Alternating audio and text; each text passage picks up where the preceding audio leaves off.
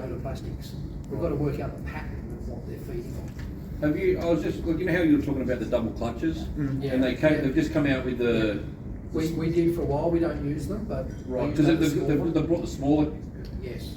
double clutch out now. Yeah, there's just so much other stuff. Right. They don't cast that well. Right. They're just too long. Yeah, Yeah, And right. they just don't sail through the air. They're a great trolling lure. Right. If you're in 1.5, Yeah. 2 meters of water, They swim nice. troll along a double clutch. These guys can't troll because they're not allowed to in the comps. Right. But if you're out there in a space where you can troll at 1.2 to 1.5 with a double clutch, Right. you're on with flathead. And with your grubs, you can get a grub like that, cut it off to about there, so it's halfway. You've still got your nice big tail in there. You've got your little jig head on there. So don't be worried about getting a pair of braid scissors and just trimming this to the length that you want. If you find they're biting the tails off, just shorten it back a bit more. Same with your worms. Everything eats worms. Beach. If you're fishing off the beach for bream, you're not out in the boat, get yourself a packet of worms. You don't have to be sitting there worming all day. SPCF's got these. You can cut these in half and use half a worm. So there's a day's worth of bait there. And I guarantee you, the whiting, the bream, anything, because you don't have to flick far in the beach. You've only got to be in that foamy water at the front when the tides come in, and that's where you're going to get your whiting and stuff like that. Lots of beaches have that. Whiting and your bream and stuff. Worms are the last thing. So that's what I would have. There's probably you're going to spend, there's probably, I don't know, $200 worth of if everything there. I had that in my box. And then there's, a couple of hundred there. So what can you do if you're going to go out and get yourself, you're going to go out and spend $500, get yourself a rod and reel, but get yourself a rod that is, the length is going to be probably 6'10" to 7 foot. That's the length that you want. And just buy to the price that you want to buy. And same with the reel, buy with the price. Reel, definitely I would go between anywhere from 2,000 to 2,500. All you need for a bream. The most important thing is a smooth drag. Yes. Yep. These are about 4 to 6 kilo in drag. Just another question. I had an uncle he's passed away now, but he used to always change his washers on the drag. Yeah, I don't With change it. carbon. I dismantle it, Yeah. and I put it on a piece of glass with wet dry, Right.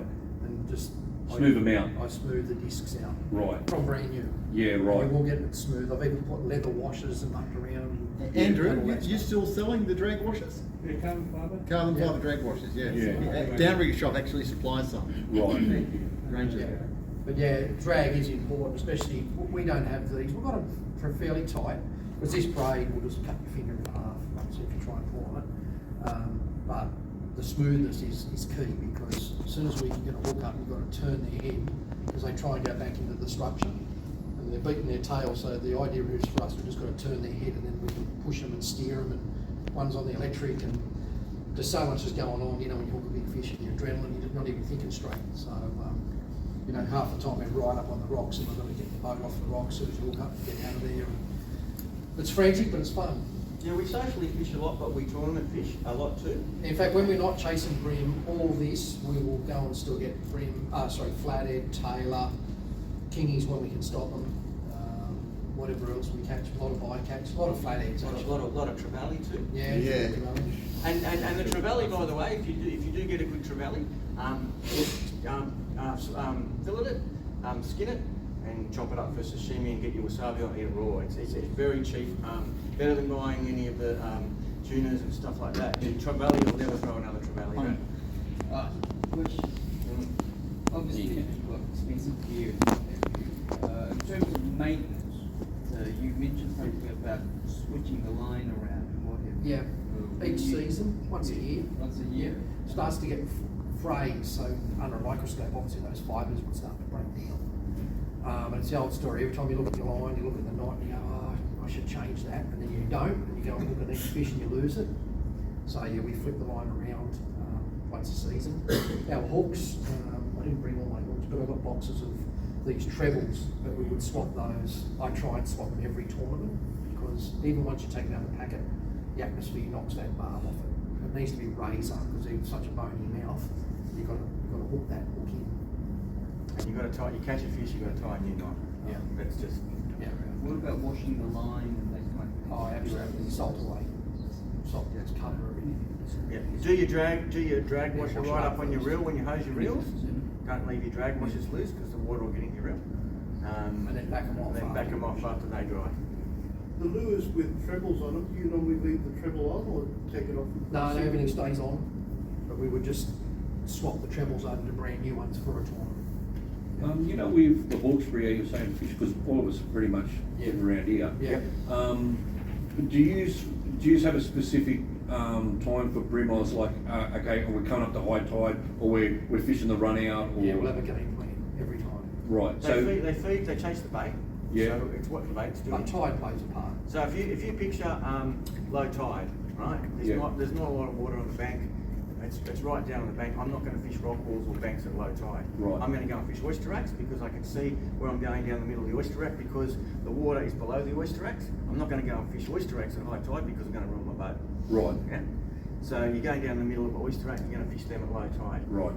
If it's low tide, rather than fishing the pontoons and all that sort of stuff, the fish are going to move out, and low tide they're going to be under the boat holes. Right. So at low tide you're fishing in deeper water. You move out. You just move out that you've got to. They move out because the food moves out. Right. And as the tide comes in, bait fish move in, the bream move in. It's no different. It's just a food chain. So, like, yeah, so high tide, you'll actually fish, say, the rocks. Always rock walls at high tide. Right. Yeah, You just want to get up and always. explore, so you want Yeah, to right. Where the Mangroves, oysters and all that crap is, little Your mangroves, crabs and. when it's right up on your mangroves, you're throwing out those weedless thing in mangroves because you don't want to get snagged. Yeah. Very easy to get snagged on a mangrove. So you rig that worm hook, something like that white plastic or something like that shrimp. Any of the plastics here you can rig on that worm hook. You don't require any jig, just that worm hook, just flick it out.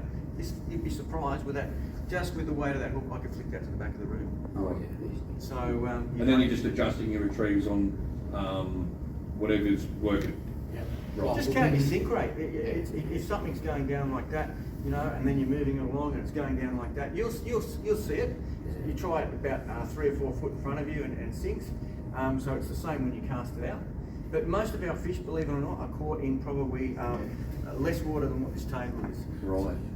But always fishing in shallow true. water. True. Unless you're using that blade, which was this fella here. Yeah, he's going to be, that's going to be your deep water stuff.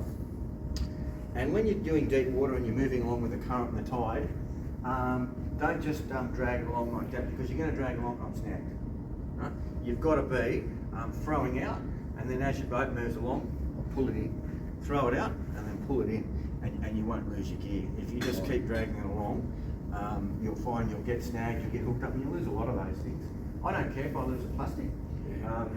If you guys haven't got, if you want to start using lures and plastics and stuff like that, and you haven't got one of those lure retrievers, if you're in a boat, a pole's really good, it's got that little coily thing on the end. If you're not a good caster, you'll cast into a tree, you can retrieve it.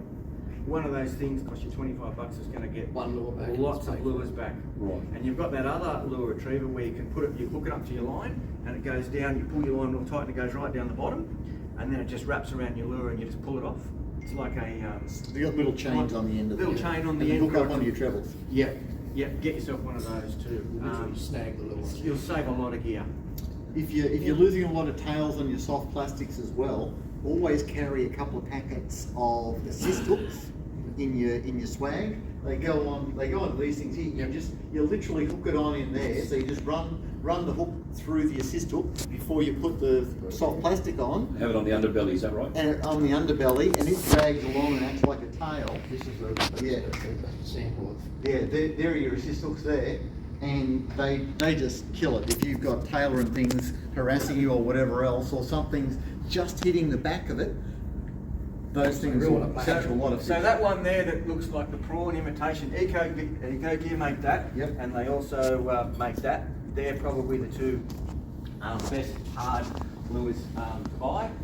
And this one's got 2 trebles, so this snags a lot more than that one. So if we still want to fish down deep, they're both blades, so they're both quite heavy, but that's less susceptible to snagging up, whereas this one, as soon as it falls in between rocks, it's gone. If you do need to change a treble on this, that's really easy. Yep. To change the assist hooks on the back of that, that's not a 5-minute exercise. So they've got their advantages and they've got their disadvantages. unless you've got those tiny, tiny, tiny little split ring pliers. Yes, we have those. They're about this long.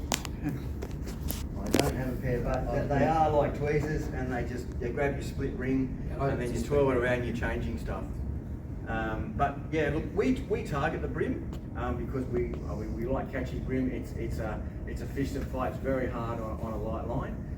The tournaments came from America. They were basically set on the bass nodule, and whether you go from Queensland right through to Victoria, there's bream all up and down the east coast, and the rivers are full of them. So you know, anybody can catch them, and we get a lot of, in fact, flathead are pests on the comp days. We've caught some big long stuff on a comp day, we're just going to get away. They're less than $60 a kilo. Yeah. That's right, it's so expensive now. We keep the odd one, but most of the time, it's time the clock's ticking. 45 to 50 centimetres. If you get 5 or 6 of those, that's gold. Yeah. Throw the bin back, take the flatties that are about that size, and then you know, fill up and skin them, and then put them in the beer batter and away Just you back go. to the vines, because we're all from the Hawkes River. Yeah. How often, as both of your boats look great and you're using electric anchors, but how often do you just get there and drift, or are you actually going, you know, targeting, there it is at 30 metres on the sounder?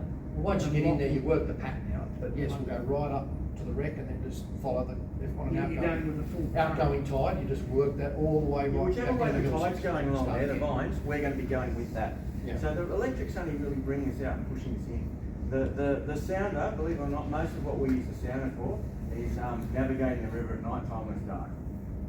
We're not as fish sensitive as the sounder as what Andy would be looking for the kingfish, because he's looking for schools and he's jigging over the top of them, whereas what we're doing is we're fishing structure all the time. We're fishing banks, and you go along a bank, and there'll be somewhere, the bank might be 400 metres along, and they're going to be somewhere along that bank. You just got to put the effort in, have your variation of plastics, and I like fishing plastics because they just imitate so well. They're inexpensive, but if you want to get into the expensive hard bodies, and they both catch fish. Can I ask a question about soft plastics? After you crack it, the first time you throw it in, how long will it last? What's the life? Okay, so there's 2 different types of plastics. Yeah, these ones here they're biodegradable. So if I left that out in the sun for 2 hours, it's going to shrink and it's useless. Yeah, they're useless. So something like They've got to stay moist, otherwise they'll literally shrink. something like that grub, you can throw that 50 times, and you can throw that next week 50 times. That's indestructible. They don't wear out. The only thing that wears these out is putting it in a box with another plastic in it, because the chemical in them, they get hot and they melt one another. So keep your plastics in their packets. Don't empty a whole heap of. You know, these trays, you get them at the junk shop, Woolies, anything else like that. They fit the packets in there, leave them in their packets, take it out of the packet, put it on, and away you go. Don't empty them out into your tackle box, because you'll find they'll melt your tackle box, or your tackle box will melt them. Just a question with the trolling motor you was just talking about then. I use fishing, like if just say, okay, the tide's coming out. Are you fishing up and bringing your lures down, always? No, we're working towards where we're casting. Yeah, we're never casting that way if we're going that way. We're always casting the So way the we're lure going. can have full action, or we're moving towards it, so there's always the slack. So And if you're coming fishing, to ourselves. Yes, so coming towards you, you'll always have that slack. Yes, correct. Right. Whether it's in or out tide. Yes. We'll work out that direction. Right. Just keep and if you're working casting against in front of your boat, you're not casting in second water, because your boat is if you like it's an object moving through that may scatter Shadows. fish. Yeah. So you're always casting away from the fish before your boat gets there. Yeah. If you cast this way and your boat's going this way, you're really and you're more susceptible to snag because you're going against the current that way. Yeah, So right. always the other way. You're drifting a flat, anything always the way. Because the you fish are heading into that current, right? Yeah, that's it. You want Yeah. to get to them up there Okay, before you don't want to make any noise, Yeah. shadows, all that sort of thing. right. That's pretty much covered. That covers most things. But yeah, if you're a bait fisher.